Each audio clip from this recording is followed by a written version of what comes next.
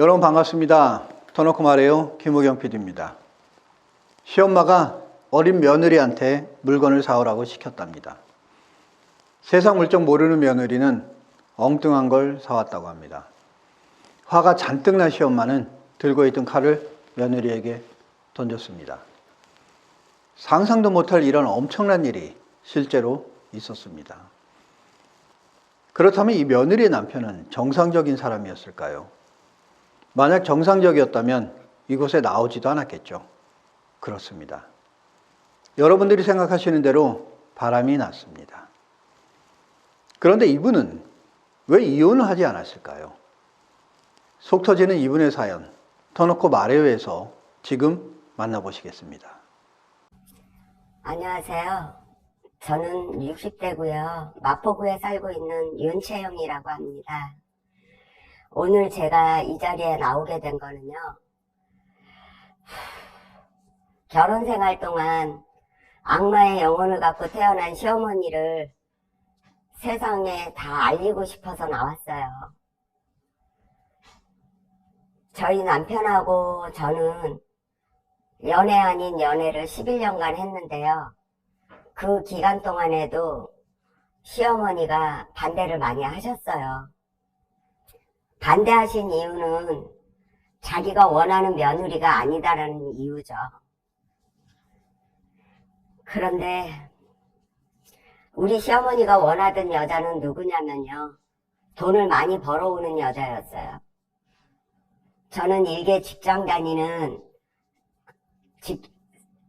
커리우먼이었을 뿐이었고 우리 신랑은 사업을 하고 있어서 돈도 많이 벌지 못했는데 시어머니가 일수놀이를 하는 돈놀이를 하는 사람이었기 때문에 돈에 집착이 많았어요. 연애할 때 생각이 나는데 직장을 같은 직장 다닐 때는 집에도 자주 놀러가서 놀기도 하고 입사동기라는 이유로 잘 놀고 재밌게 즐거운 시간을 보냈는데 신랑이 절 이성적으로 좋아한다는 말을 듣고 시어머니가 그때부터 절 테스트하기 시작한 거예요. 근데 요즘 그때만 해도 신세대 여성이었기 때문에 저는 특히 막내딸로 태어나서 부모님한테라든가 뭘 따로 배운 게 없었어요. 음식도 할 줄 몰랐고. 하지만 엄마가 요리 솜씨가 너무 좋으셔서 항상 요리를 하실 땐 옆에서 보게 하셨고 저는 그걸 맛을 보면서 엄마의 요리를 배웠었거든요. 근데 시어머니는 그런 것도 마음에 안 든다는 거예요. 뻑하면 네 엄마한테 뭘 배웠냐? 니네 엄마가 그렇게 가르치느냐? 근데 저는 저희 엄마가 절 너무 잘 가르치셨기 때문에 제가 이렇게 얌전한 여자로서 한 남자의 아내로서 살아낼 수 있었지 않았나 하고 부모님께 감사드릴 때가 많아요. 한 번은 신혼 때인데요. 시어머니가 생태땅이 먹고 싶다는 거예요. 가락시장에 가서 생태를 사면서 장사하시는 분한테 저희 어머님이 알배기 생태탕을 잡수고 싶대요. 알이 된 생태를 좀 주세요 했더니 이 남자가 다 알이 없는 수컷만 준 거예요. 그리고 영덕개가 잡수고 싶다고 그래서 영덕개도 같이 사가지고 집에 갔는데 시어머니 집도 같은 동네였기 때문에 마당에서 손질을 하면서 생태를 껍데기를 벗기고 추운 날 칼질을 같이 나란히 앉아서 하는데 알이 하나도 안 나온 거예요. 그러니까 있는 대로 욕을 하시면서 부모한테 뭘 배웠냐, 이런 거 하나도 볼 줄 모르느냐 그러시더니 영덕개를 샀는데 영덕개 손질을 하는데 속이 텅텅 빈 거예요. 살이 없이. 근데 아가씨가 그런 걸 뭘 알겠어요. 그저 장사하시는 분들한테 제가 시어머니 얘기를 하면서 제발 좀 좋은 걸로 달라고 얘기를 했고 비싼 걸 사왔을 뿐인데 영덕계 살도 없고 생태는 알도 없고 시어머니가 열이 받쳤는지 손질을 하던 칼을 앞으로 던졌는데 그게 제 볼로 스쳐 지나간 거예요. 그때 제가 그 싸늘한 칼등이 제 볼로 지나갈 때 순간 벌떡 일어났어요. 근데 반쯤 일어났는데 신랑이 대문을 열고 활짝 웃으면서 들어오는 모습이 보이잖아요. 근데 그게 진짜 신랑이 아니었고 환영이었어요.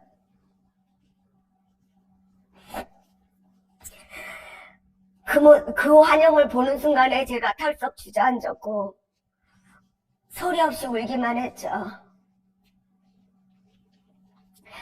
시어머니는 칼등이 제 볼을 스치고 지나간 걸 보고 본인이 더 놀래서 피가 안 나니까 본인이 더 놀래놓으니까 더 지랄 발광을 하는 거예요. 그러더니 참지 못했는지 저더러 나가래요. 그래서 울면서 쫓겨났어요. 갈 데가 없어서. 술도 못 마시는 제가 카페를 가서 맥주 한 잔을 시켜놓고 친정 엄마한테 전화를 했어요. 가을이라 겨울 이부자리를 손질하던 엄마가 무슨 일 있냐고. 아니야 엄마, 아무 일도 없었어. 엄마 목소리 듣고 싶어서 전화했다고. 근데 엄마는 다 알고 계시더라고요. 집으로 오라고.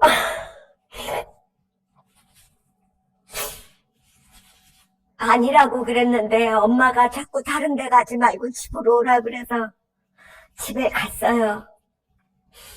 친정에 갔더니 저희 친정엄마는 가을에서 겨울 이부자리를 바꾸시느라고 일일이 손으로 이부자리를 꼬매고 계셨었어요. 그런 엄마 밑에서 그런 걸 보고 자란 제가 뭘 그렇게 크게 잘못했는지 엄마 껴안고 한참을 울고 나서 있다 보니까 신랑이 전화했더라고요. 어쩔 수 없이 신랑이 싫어서 그런 건 아니었으니까. 그리고 친정엄마도 그런 일로 이혼을 요구하지도 않으셨고 참고 살으라는 얘기만 해주시고 울면서 절 보내셨어요. 그날 저녁에 넘어가고 그 다음날 배가 너무 고픈데 제가 먼저 밥 먹으면 또 난리가 날까봐 밥을 못 먹고 시어머니 일어날 때까지 기다리고 있었어요.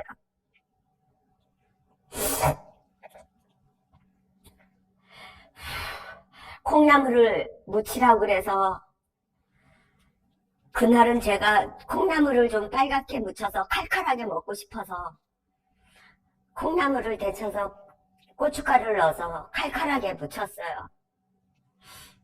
시어머니가 젓가락으로 한 가닥을 집어서 맛을 보시더니 젓갈을 집어 던지시는 거예요. 삼류 식당에서나 헤쳐먹는 식으로 벌거직틱 해갖고 이게 뭐냐고. 젓가락이 튀어서 날아가고 콩나물 접시가 상에서 떨어지고 결혼 생활을 하면서 허구한 날 그런 일을 당했죠. 그래도 이혼은 할 수가 없었어요. 신랑이 불쌍해서, 그런 엄마 밑에서 자란 신랑이 불쌍해서 제가 없으면 안 될 것 같아서 친정 엄마가 참고 살으라고 해서 바보 같은 제가 현모양처가 꿈이어갖고 참고 살으면 좋은 날이 있을 줄만 알았어요.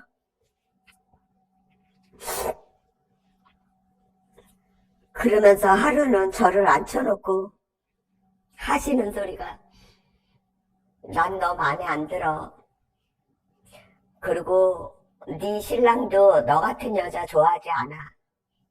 네 신랑은 호주머니 속에 쏙 들어갈 만큼 키가 작고 가슴이 크고 귀여운 여자를 좋아하는데 어떻게 너 같은 걸 만났는지 모르겠다 하시더라고요. 그래서 그때는 그러려니 했어요. 그랬는데 그 다음 말이 자기가 며느리로 점 찍어놨던 여자 얘기를 하더라고요.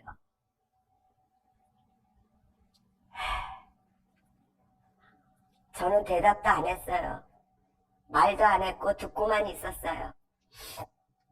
그런데 제가 출산을 하고 아이가 임신을 했을 때 도둑을 집에 맞았어요. 그래갖고 제가 너무 놀래서 아마 태아가 놀랬었는지 태어났는데 장이 꼬였더라고요. 근데 장이 꼬인 게 많이 썩어갖고 태아가 일주일 만에 대수술을 받았는데 그 아이가 60일을 병원에 있다가 퇴원했어요. 그리고 신혼여행을 우리는 아이가 태어난 뒤에 갔죠. 신혼여행을 갈 때 당신이 치질이라고 진액가루를 사와서 하면은 좋단다고 아픈 아기 때문에 해외여행은 취소하고 제주도로 신혼여행을 갔는데 파는 사람이 진액가루라고 하니까 저희는 그걸 믿고 사왔죠. 근데 그걸 갖고 가짜를 사왔다고 집어 던지시는 거예요.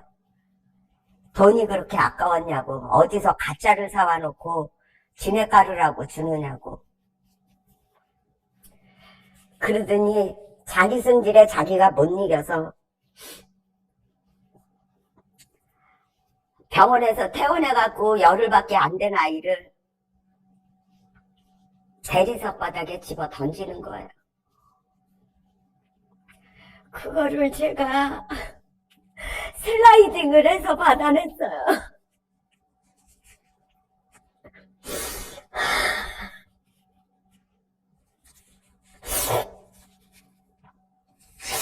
그리고서는 그냥 집을 나왔죠. 다른 건 다 참겠는데 아이 그렇게까지 하는 거는 도저히 못 참겠더라고요.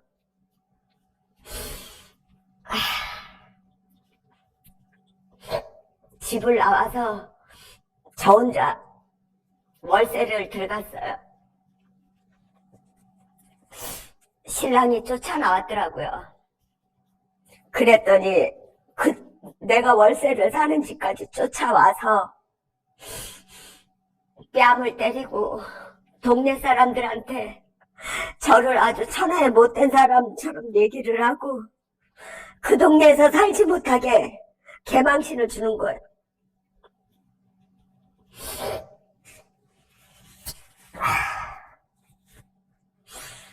그런 시어머니를 보고 신랑은 대들지도 못하고 그냥 앉아만 있는 거 있죠.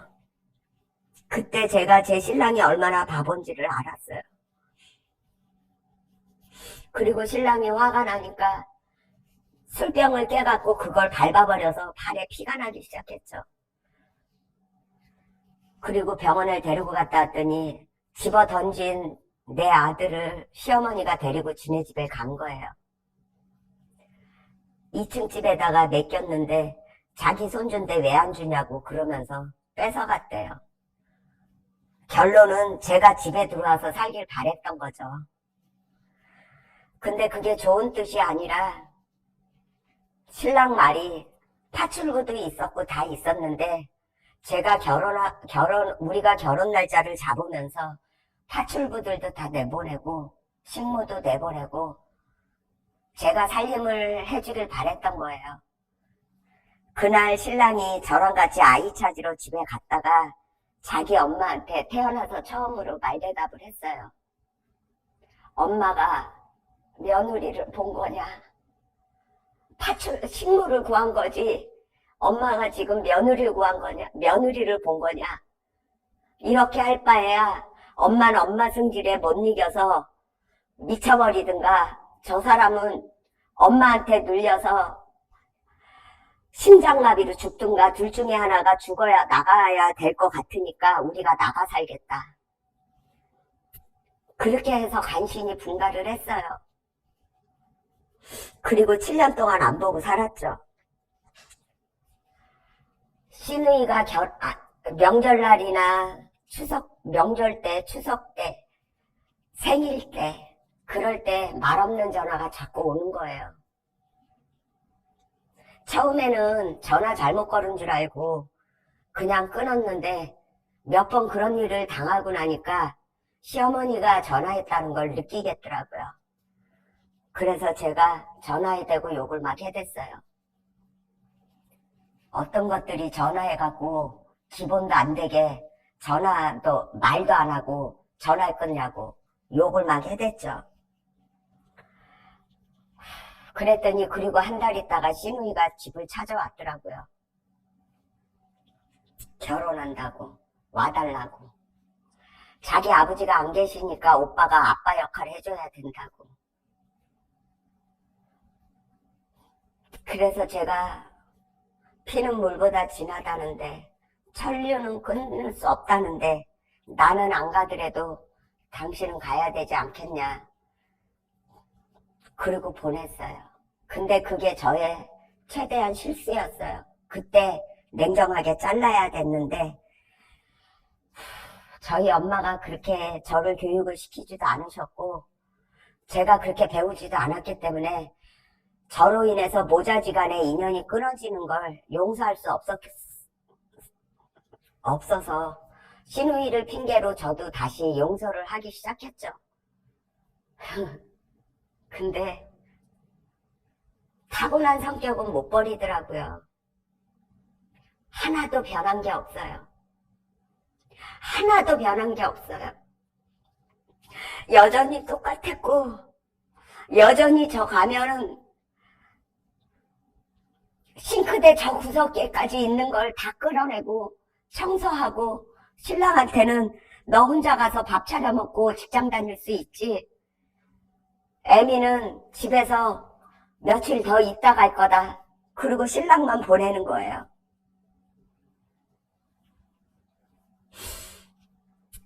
명절 때 분가를 해서 살면서 명절 때 시아버지 제사 음식을 제가 대학원을 다니면서 제사 음식을 다 해가지고 시어머니가 손 하나 안 대게 제사 음식을 해서 차에다 싣고 시댁에 가요. 그러면 시어머니 뭐라고 그러시는 줄 아세요? 식혜 떠먹으면서 30점이다. 남을 먹으면서 50점이다. 점수를 매기고 앉아있어요. 저는 저희 엄마한테 전라도 음식 하는 맛을 보고 컸고 저희 엄마가 일을 안 시키셔서도 김치 담을 때 일하는 언니부터 딸들까지 다 세워놓고 간을 보게 했어요. 니네들이 직접 하지 않더라도 김치 담는 거 자꾸 밥버릇하면 하게 되고 맛을 보면 그 맛을 낼 수 있다라고 엄마는 저를 그렇게 가르치셨고 저희 언니들을 그렇게 가르쳤어요. 지금 저는 음식 잘한다고 모든 사람들이 제 음식을 못 먹어서 안달인데 저희 시어머니는 제 음식을 갖고 점수를 매기면서 제 성질을 돋았죠.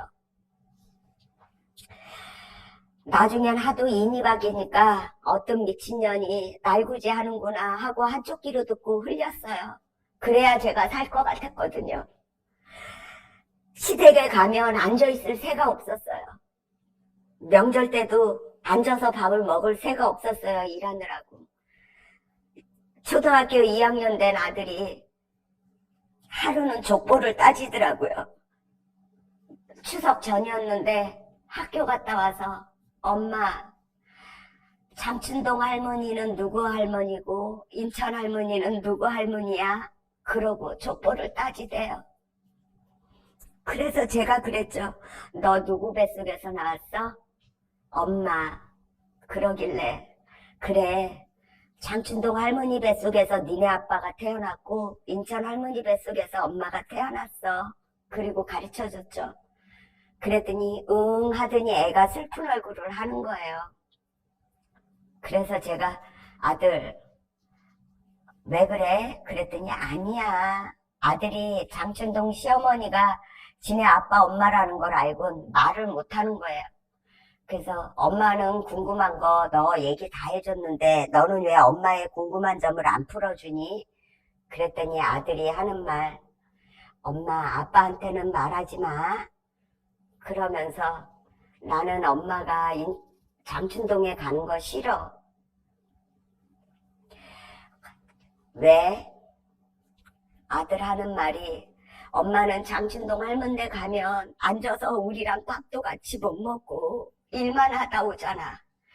나도 장춘동 가기 싫어. 엄마, 우리 동생하고 나 인천에 데려다 주고 엄마랑 아빠만 가면 안 돼?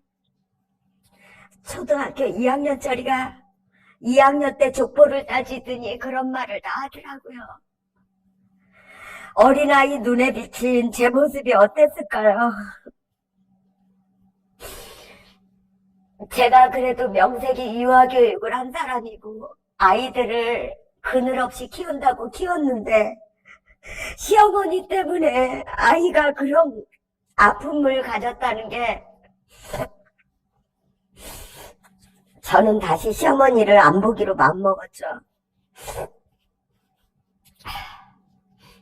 그리고 또 생각나는 게 있는데요.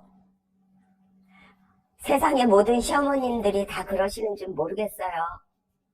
며느리가 마음에서 우러나와서 하는 말을 왜 순수하게 받아들이질 못할까요? 4월 초파일 날 절에 다녀오면서 시어머님도 절을 다니니까 절에 다녀오셨냐고 안부 전화를 드렸는데 밥을 며칠째 못 먹고 있다는 거예요. 그래서 왜 못 잡어요? 그랬더니 더위를 먹어서 장염이 왔대요. 제가 그랬죠. 물김치를 삼삼하게 해서 아범편에 보낼 테니까 거기에다 국수를 삶아서 잡수든 밥을 말아서 잡수든 무조건 잡숴야 된다고 그렇게 얘기했는데 시어머니가 그 다음 말이 더 웃겨요. 너는 애미가 해주는 총각김치가 먹고 싶다. 그래서 알았어요. 그럼 물김치하고 총각김치 해다 드릴게요. 그랬더니 또 뭐라는 줄 아세요? 애미야, 깻잎김치도 먹고 싶은데. 알았어요. 하는 김에 할게요.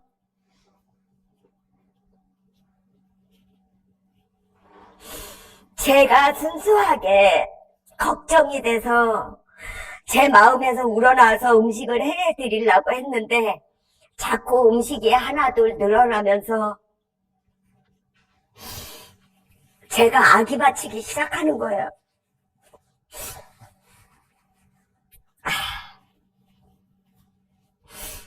신랑이 옆에서 운전하고 있었는데 내 인상이 일그러지는 걸 보더니 툭툭 치는 거예요. 그런데 거기서 무조건 전화를 끊을 수가 없어서 알았어요. 그러면 물김치하고 깻잎김치하고 총각김치 해서 아범편에 보낼게요. 그랬더니 배추김치 떨어져 간다. 그날 김장 아닌 김장을 했어요. 제가 며느리들이 정말 진심으로 어른이 걱정스러워서 하는 말 몰라요. 시어머니들은. 저는 그런 시어머니를 만났어요.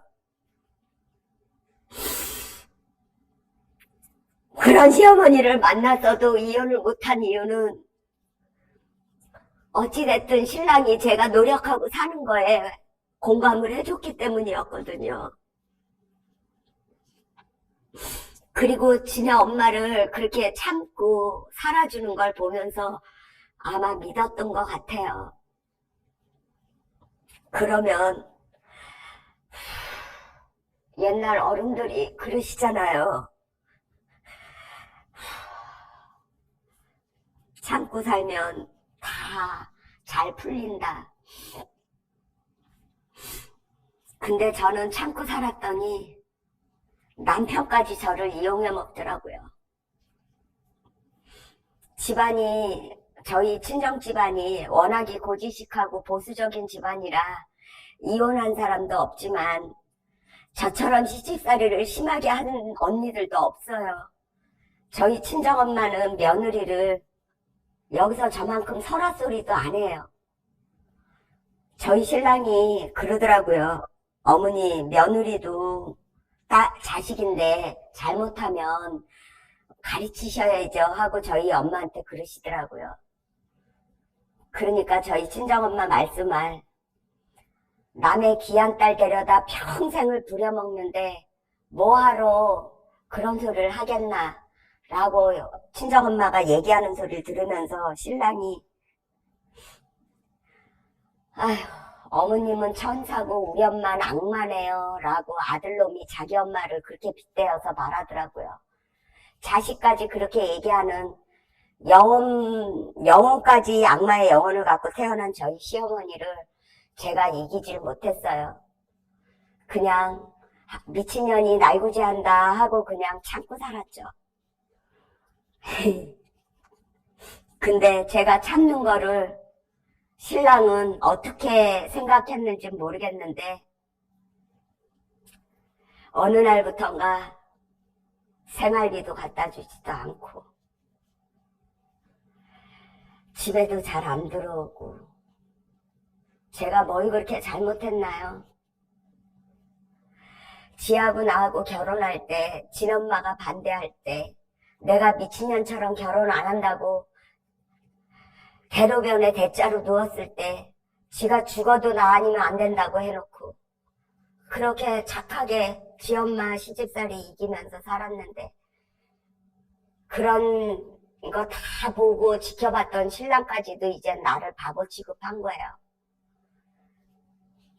7년을 생활비도 안 갖다 주고 제가 직장이 있고 댄스 스포츠 강사 생활을 하면서 미술 선생을 하면서 이리 뛰고 저리 뛰면서 벌이가 괜찮았거든요. 그러니까 지는 돈 벌어서 다른 여자들한테 갖다 바치고 저는 제가 벌어서 제 자식을 키운 거나 마찬가지예요. 한참 돈 들어갈 때 중학교 때부터 대학 때까지 제가 돈 벌어서 아이들 교육비를 다 댔어요. 그런데 남편하고 이혼하게 된 동기는 어느 날 친구가 신랑 잘 있냐고 안부를 묻더라고요. 그래서 갑자기 왜 우리 신랑 안부를 잘 묻느냐고 그랬더니 우리 친구는 나를 떠본 거였죠. 제가 눈치챘나 안 챘나. 근데 저는 친정엄마한테 배우기를 대문 밖에 나가면 내 남편 아니다 하고 살고 대문 안에 들어서면 하늘처럼 섬기고 살아라. 그게 저희 친정엄마의 가정교육이었어요. 그러니까 저는 저희 신랑한테 몇 시쯤 들어올 건지만 전화로 얘기해주면 저는 신경을 안 썼어요. 친정엄마의 교육대로. 그리고 들어오면 아내로서 최선을 다했죠. 그런 남편이 어느 날 친구들이 바람을 피운 걸 봤던 거예요. 그리고 제가 알았나 몰랐나 보기 위해서 저한테 신랑 안부를 물었고 저는 그 바보같이 그것도 눈치를 못 채고 열심히 사는 데만 집중을 해서 살다 보니까 어느 날 아침에 고등학교 다니는 아들이 엄마 교통비 없는데 교통비 주세요 하는데 제가 지갑에 돈이 없었어요. 현찰이 없었어요. 카드만 갖고 있었으니까 애 아빠한테 깨워서 차비 없다는데 차비 좀 꺼내주라고 그랬더니 저더러 꺼내주래요. 근데 저는 20년을 남편하고 살면서 한 번도 남편의 핸드폰을 뒤져본 적도 없고 남편의 옷을 뒤져본 적도 없어요. 우리 엄마가 그렇게 가르쳤고 그게 당연한 것이라고 부부간에도 기본적인 에티켓은 있어야 된다고 생각했던 사람이기 때문에 그렇게 살았고요. 그런데 신랑이 너무 피곤했는지 자꾸 저더러 주래요. 그래서 저는 남자들이 안주머니에 돈을, 지갑을 넣는 걸 드라마에서 봐서 안주머니에 돈이 있는 줄 알고 안주머니를 뒤졌는데 돈이 없고 약봉투가 나오는 거예요. 놀랬죠. 그래서 일단 약봉투는 넣어놓고 옷마다 다 뒤져갖고 바지 뒷주머니에서 아이 교통비를 줘서 보내놓고 신랑은 자길래 약봉투를 꺼냈어요. 어디 아파서 저한테 얘기 안 하나 싶어갖고 약봉투를 꺼내서 보니까 거기서 비아그라가 나오더라고요. 신랑이 어디 아프냐고요? 아니요. 신체 건강한 남자였어요.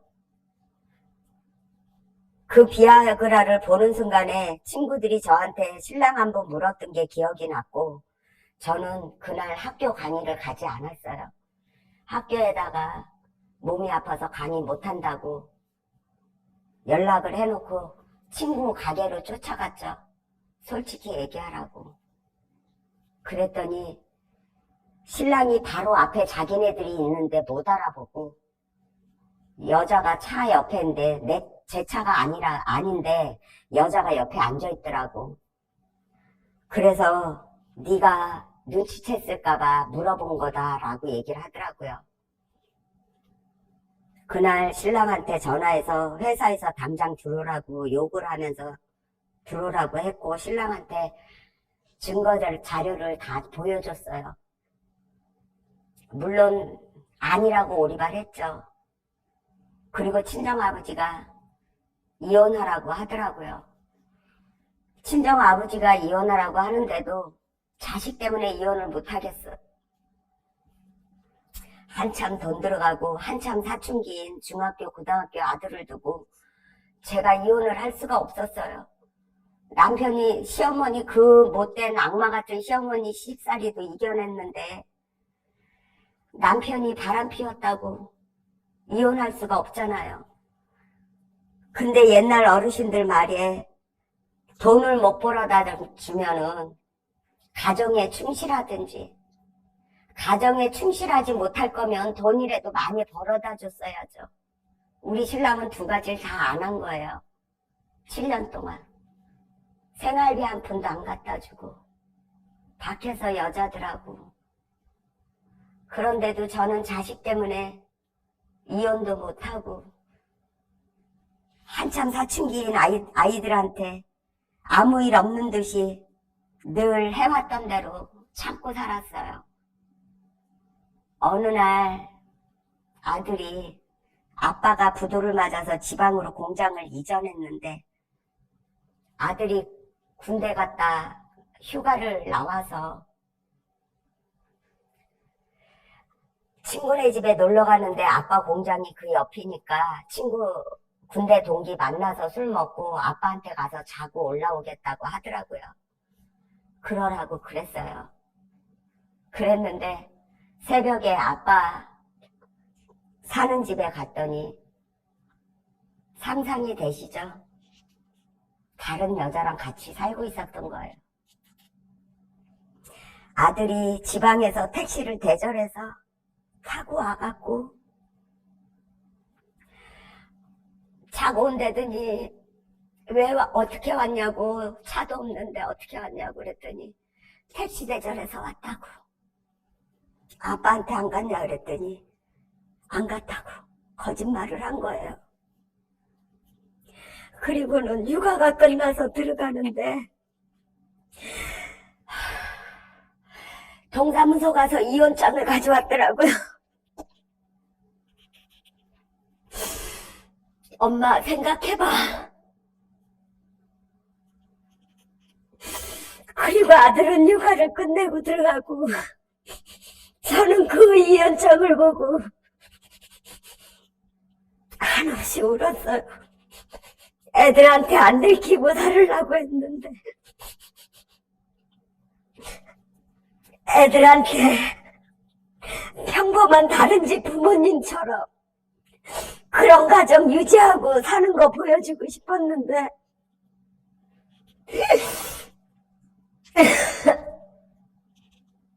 아들이 아빠가 다른 여자랑 있는 거 보고 와서 이혼장을 줬을 때는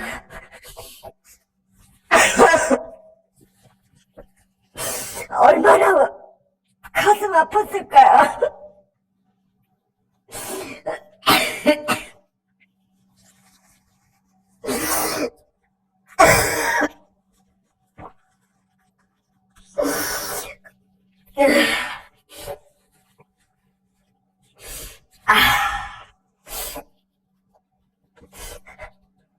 악마 같은 시어머니, 바람 피우는 남편, 거기에 바보 같은 아내. 그 순간에 저희 엄마 아버지가 너무 미웠어요. 왜 나를 이렇게 바보같이 키웠는지. 나도 좀 대바라지게 키워주지.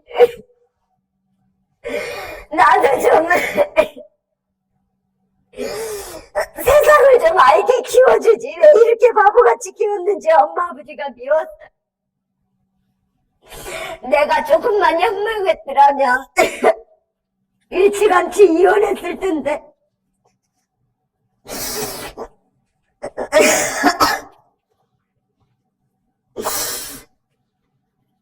저희 친정아버지 엄마가 너무 미워서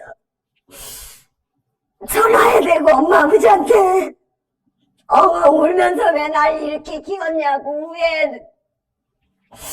후회하고 또 후회했어요. 엄마는 말없이 우셨고 아버지는 대답을 안 하시더라고요.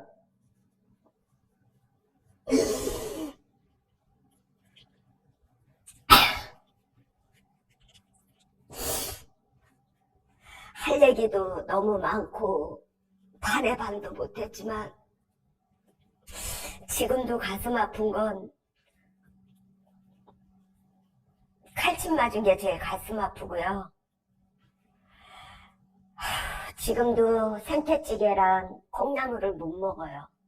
아니, 안 먹어요. 손이 안 가요.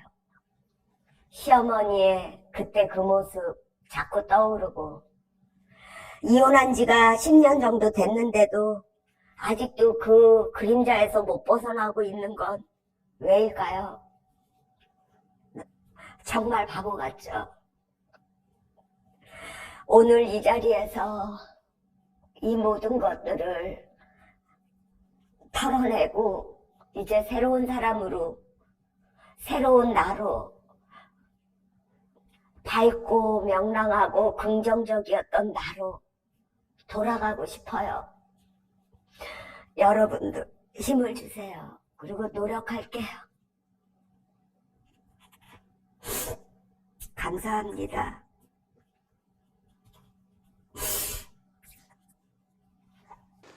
여러분 어떠셨습니까?